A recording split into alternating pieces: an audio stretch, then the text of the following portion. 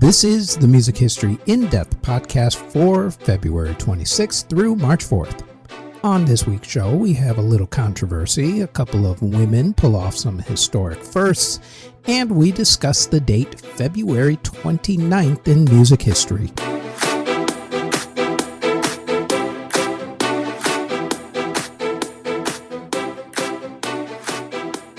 This show goes more in depth about some of the events that we put on our daily podcast, the Music History Today podcast, which drops every single day, including weekends, wherever you get your podcast from. Now, on to this week's episode. In 1980, disco was beginning to near its end. The musical genre was generally associated as music for mainly black people, Latinos, and gay people. Three groups of people that some people in mainstream America really did not like in the early 1980s. For example, in 1979, there was a disco protest at a Chicago baseball park that became known as Disco Demolition Night, which turned into a riot, partly along racial lines, as some disco protesters brought records by black artists to burn at this protest, whether they were disco artists or not. There were also pop and rock groups being marketed as, quote, disco killers, such as the group The Knack, best known for their smash hit My Sharona. Enter the Grammy Awards. Always known as being late to the party, the Grammys finally decided, after more than a few years of disco being the driving force of the music industry, to give out a Grammy Award for Best Disco Recording. In a weird twist, though, the Grammys actually picked the nominees pretty well, which is usually not their norm. Every one of the songs has gone on to become classics that are still played to this very day. There was Michael Jackson's Don't Stop Till You Get Enough, Rod Stewart's Do You Think I'm Sexy, Donna Summer's Bad Girls, and Earth, Wind & Fire's classic song Boogie Wonderland. The winner of the award, though, went to none of those artists, but to a woman whose song is considered the greatest dance song ever, according to VH1. This song was written in 1978 by songwriters Freddie Perren and Dino Fakaris. It was originally a B-side to a cover version of the Righteous Brothers song Substitute. Once disc jockeys started playing this song, though, the song took off and hit number 1 on the Billboard Singles Chart in March of 1979. On February 27, 1980, the Grammy Awards gave it the Grammy for Best Disco Song. They discontinued the award the next year as they realized that the disco backlash was in full swing and that the disco genre had died a premature death. But then, in the 1980s, it evolved into house music and techno. What is ironic is that this song about strength and determination has become a feminist anthem, despite the fact that two men were the ones who wrote it. The song is even a part of the Library of Congress's National Recording Registry. The disco mega smash, and according to VH1, the greatest dance song ever recorded, I Will Survive by Gloria Gaynor, which received the only Grammy Award ever given for Best Disco Song on February 27, 1980. Next, in the history of Billboard singles charts, there have only been a few people who have even come close to having a top 10 single in each of the 5 major Billboard singles charts. Those 5 being Pop/Hot 100, the Country Chart, the Dance Chart, the Adult Contemporary Chart, and the R&B Chart. Elvis came close, but there wasn't a dance chart in his day, so technically he doesn't count, although he probably could have cracked the top 10 on that chart, I suppose.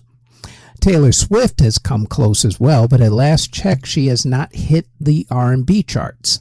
Lionel Richie has also come close as well, but he hasn't hit the dance charts, not even for his song Dancing on the Ceiling, which is a pseudo-dance song, but they didn't consider it to be a dance song back in the day. Nope, this feat goes to a woman, and even one of the songs that helped accomplish this bit of history found itself part of a major controversy in its own right. In 1985, the Parents Music Resource Council, better known as the PMRC, released its lists of songs that it deemed filthy, otherwise known as the Filthy 15 list. This song was actually number 2 on that list, and when you listen to it, you'll know why. On March 2nd, 1985, this song hit number 9 on the R&B chart. That completed this historic event. This lady checkmarked 2 chart positions in 1981 when Morning Train hit top 10 on the pop and adult contemporary charts. Then 1983 brought 2 more chart hits, Telephone on the dance chart and the duet with Kenny Rogers of the cover version of Bob Seger's classic song We've Got Tonight, which hit top 10 on the country chart. That's 4 charts down, 1 to go. 1985 also saw this artist win a Grammy Award for Best Mexican-American Performance for Me Gustas Tal Como Eres.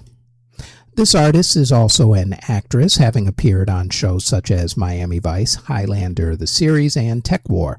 She's also done voiceover work for anime such as Gargoyles and Phineas and Ferb.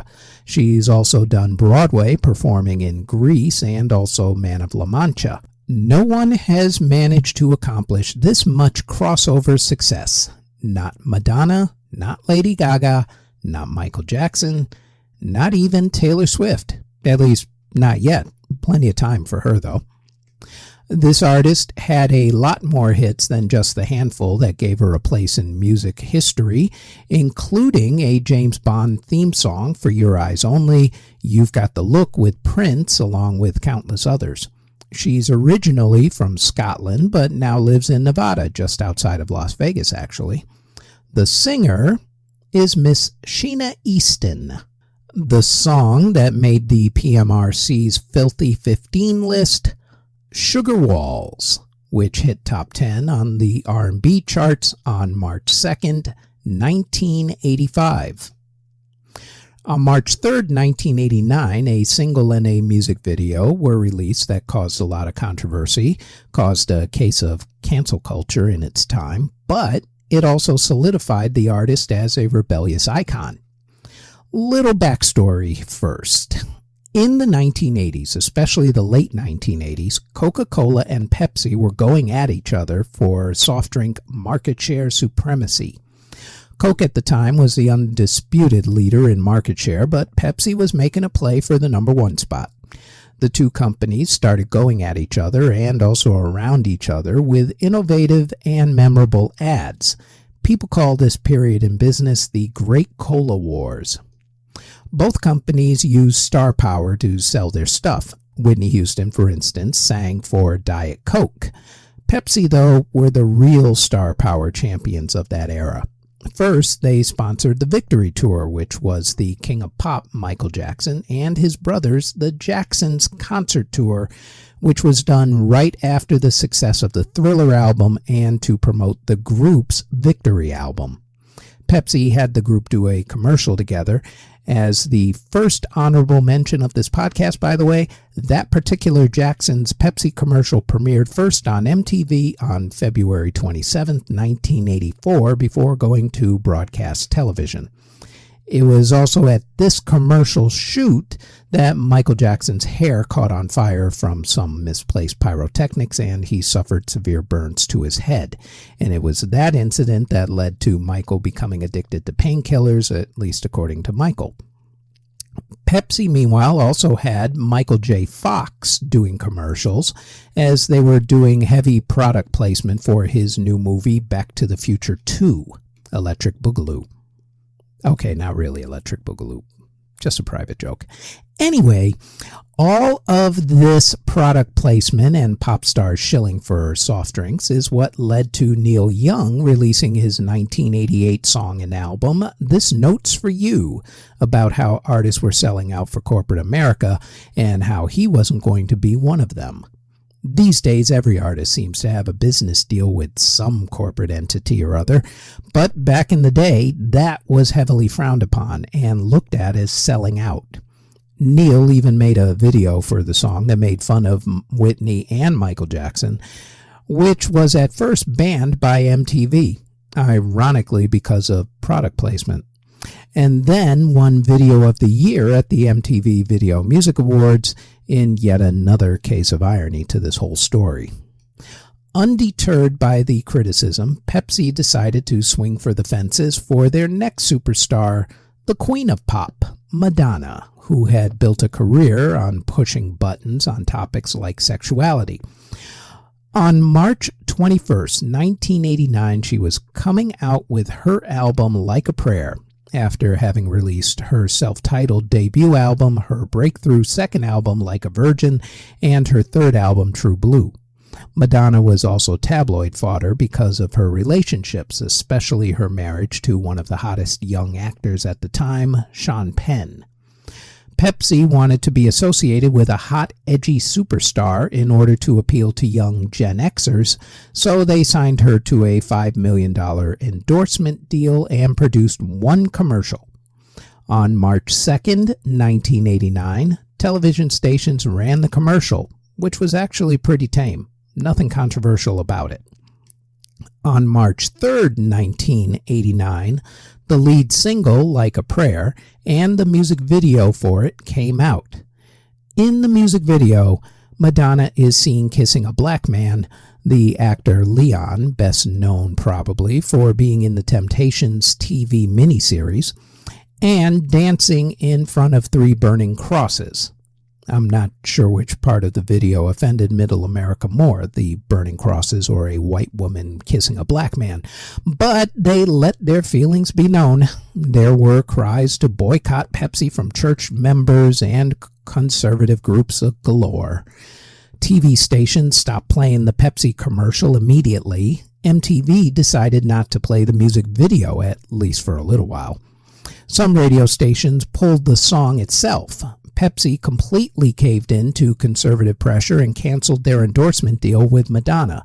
They did let her keep the $5 million, though. Here is where cancel culture actually had the opposite effect that it was supposed to.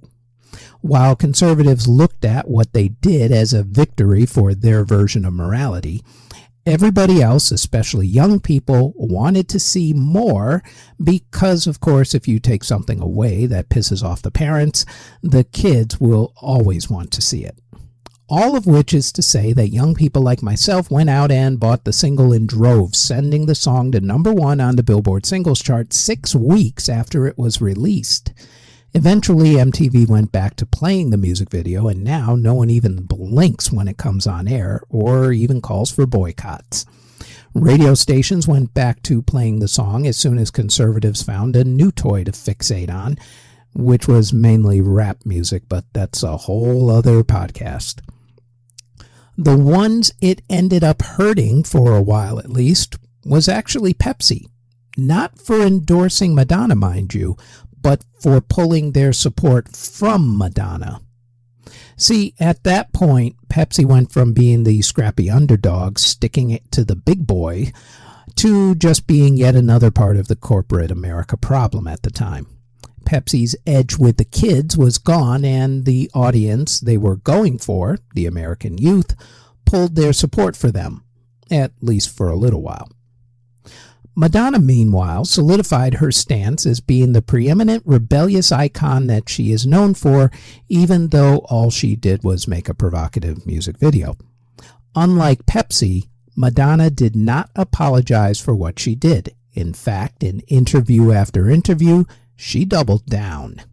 Her refusal to back down and cower earned her a new legion of fans, sent the song to #1, and when the album came out in late March, sent the album to #1 as well. Sometimes you have to stand up for yourself and your beliefs in the face of criticism, even when it looks like things are getting rough. Also, young people appreciate loyalty, even from corporate America. It is a lesson that today's older business and political leaders should learn, and hopefully quickly. Madonna's lead single, Like a Prayer, and its controversial music video, released March 3rd, 1989.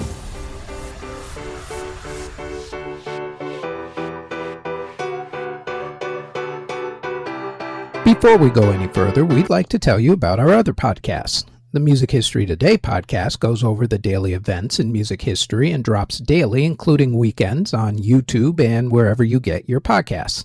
There's also the Music Halls of Fame podcast, which talks about a member of the Rock and Roll Hall of Fame, along with other Music Halls of Fame's museums and walks of fame. The Music Halls of Fame podcast drops every Thursday and can also be found on YouTube and wherever you get your podcasts. Now, back to this podcast.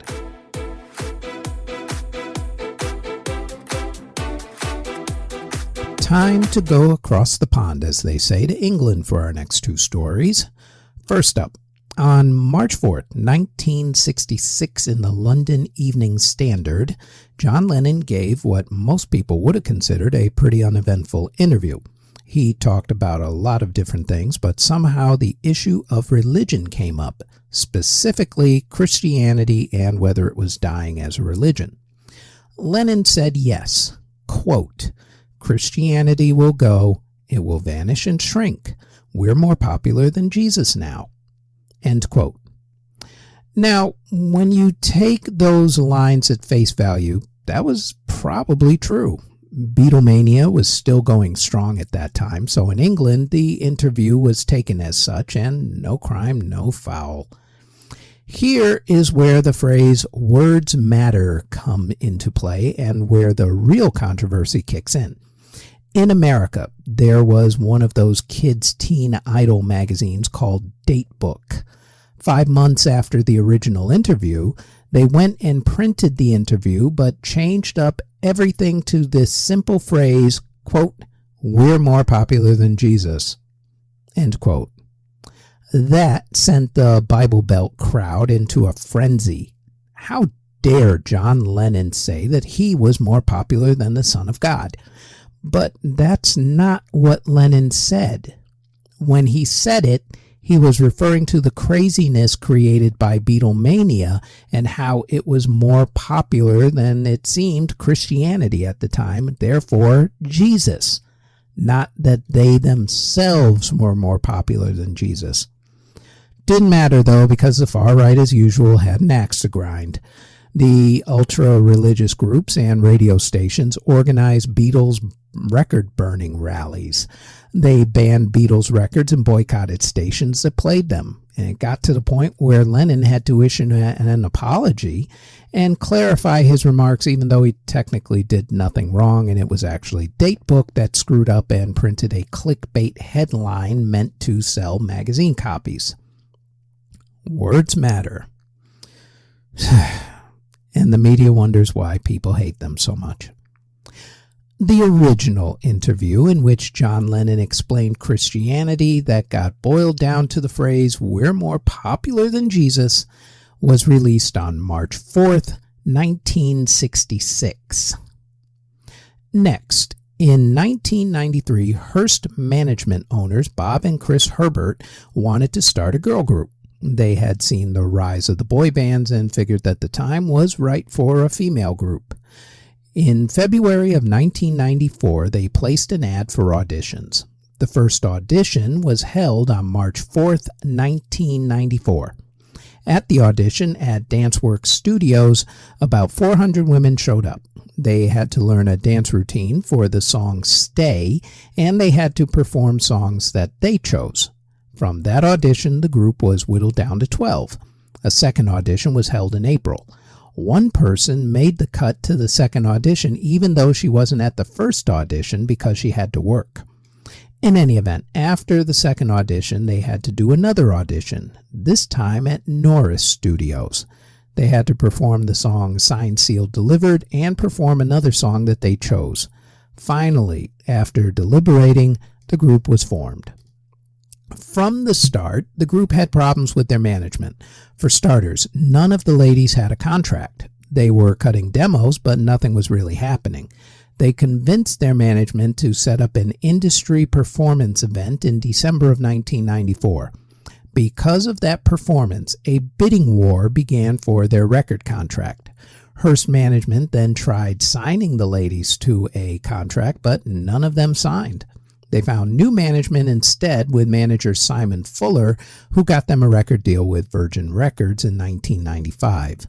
They supposedly also took/stole their master copies of their demos when they left Hearst Management, although that's probably just a rumor. But if it's true, it would make great business sense and an extremely smart business move, and would also help to explain the financial success of the group. These artists are not stupid by anybody's stretch of the imagination. In any event, once they released their first single in 1996, it was game on. They became big with merchandising, fashion, a film, and, of course, music. They are one of the biggest selling groups of all time, having sold 85 million records. Their debut album sold 31 million copies worldwide, becoming the biggest selling album by a female group worldwide. They were, and still are, pop culture icons with girl power leading the 1990s Cool Britannia movement. The group was originally called Touch, but changed their name to Spice. They couldn't use that, though, because there was a rapper named Spice, so they simply added a word. Top of the Pops magazine gave them their now famous nicknames. The first audition for the group that would eventually consist of Victoria Adams, Posh, Melanie Brown, Scary, Melanie Chisholm, Sporty, Emma Brunton, Baby, and Jerry Halliwell, Ginger, better known as the Spice Girls, was held on March 4th, 1994.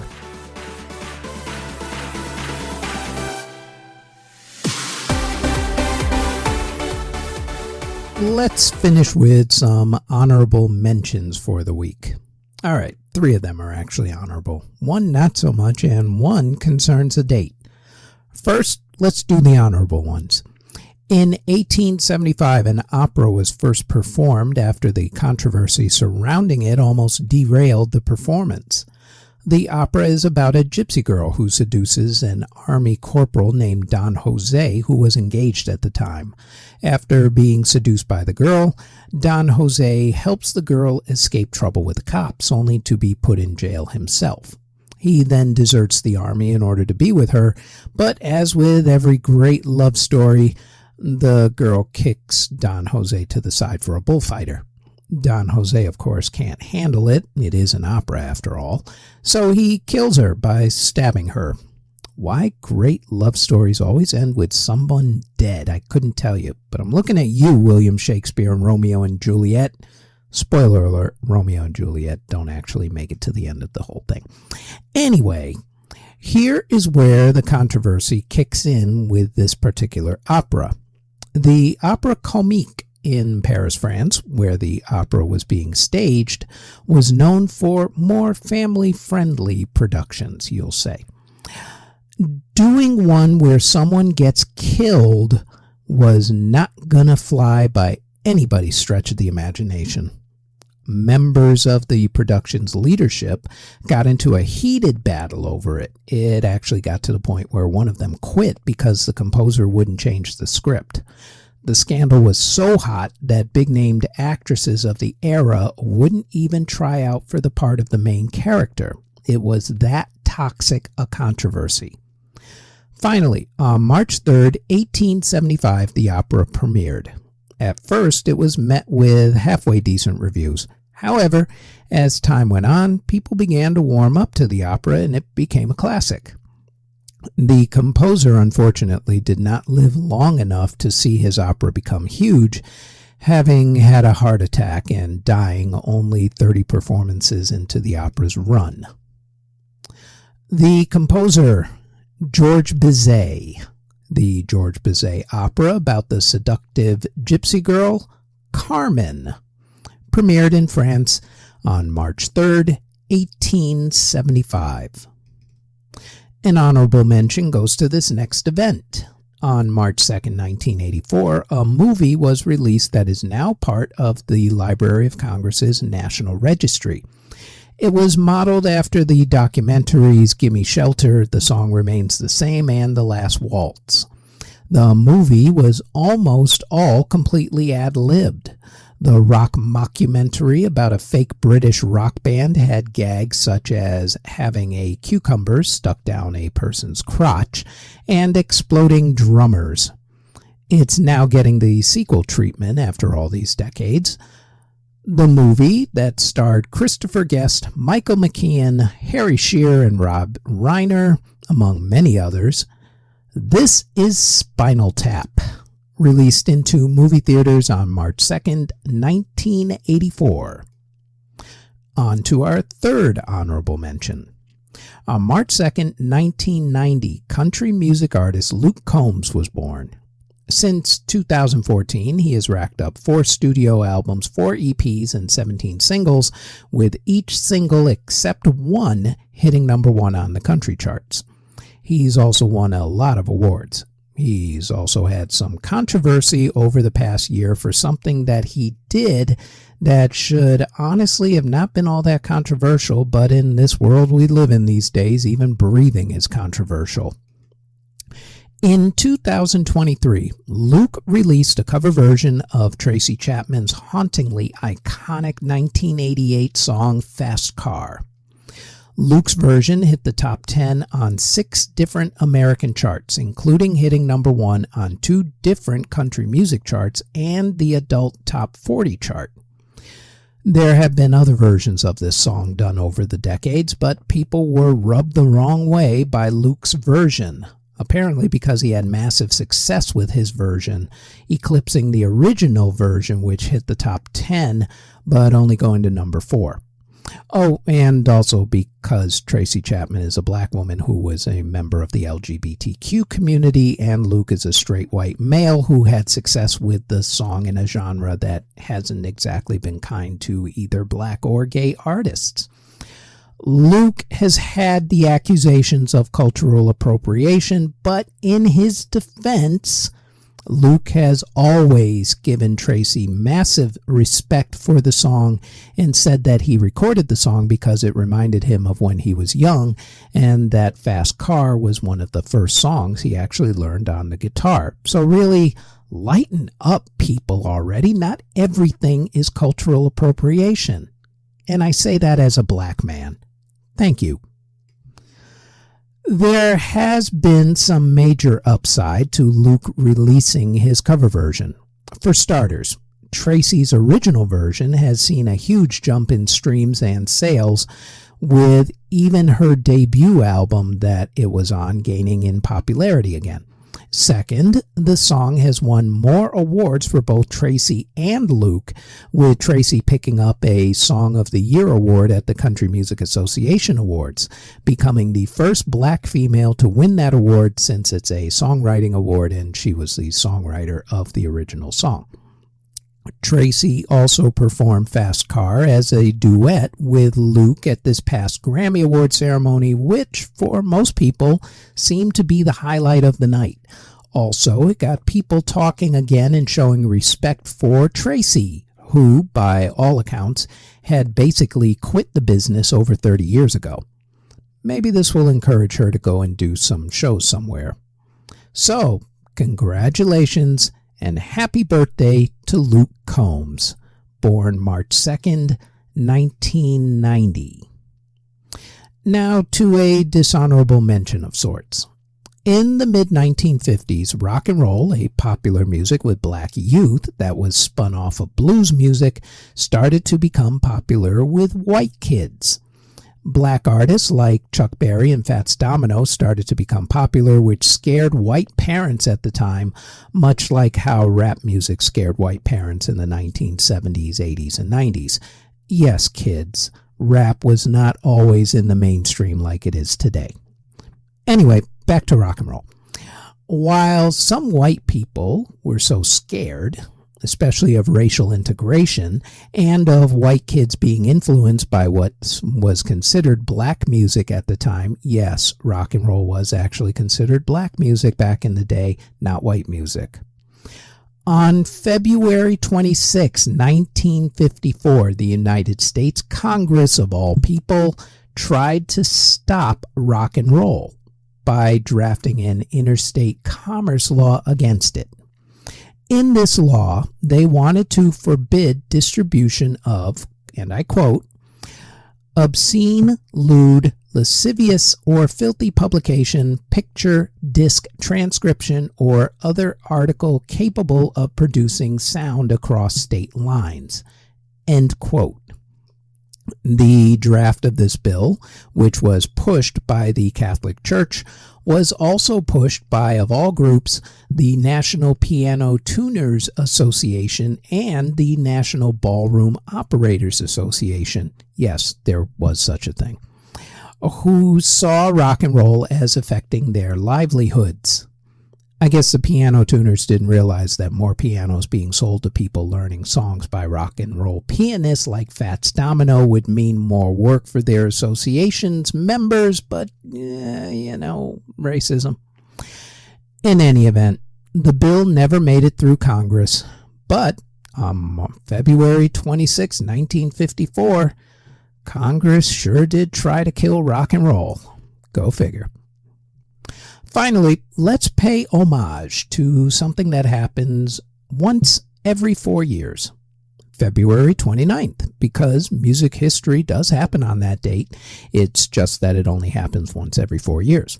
For instance, in 2000, Steely Dan released their Grammy Award-winning album Two Against Nature. It won the Grammy Award for Album of the Year. In 1968, the Beatles became the first rock artists to win the Best Album Grammy Award for Sgt. Pepper's Lonely Hearts Club Band. Meanwhile, at that same exact ceremony, the Fifth Dimension song Up, Up and Away won Record and Song of the Year, along with 3 other Grammys.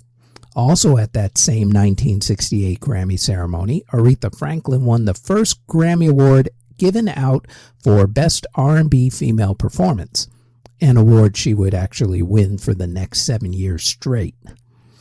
In 1972, John Lennon's American visa ran out, which led to the United States government using it as an excuse to try to deport him back to England because they did not like his stance on the Vietnam War. They didn't succeed. In 1992, U2 kicked off their groundbreaking Zoo TV tour, which was one of the first large-scale multimedia event stadium tours with TV broadcasts on the video screens on stage and that era's version of Zoom video calls with celebrities like Mike Myers and Dana Carvey doing their Wayne and Garth sketch during one of the concerts. Rapper Ja Rule was born on February 29, 1976. Singer Davy Jones of the Monkees passed away from heart issues on February 29, 2012. Davy was 66 years old at the time. And all that happened on February 29th. So, happy February 29th, everybody. Enjoy it. It only comes around every 4 years, mind you. And that is it for the Music History In-Depth podcast for February 26th through March 4th. Thanks for listening.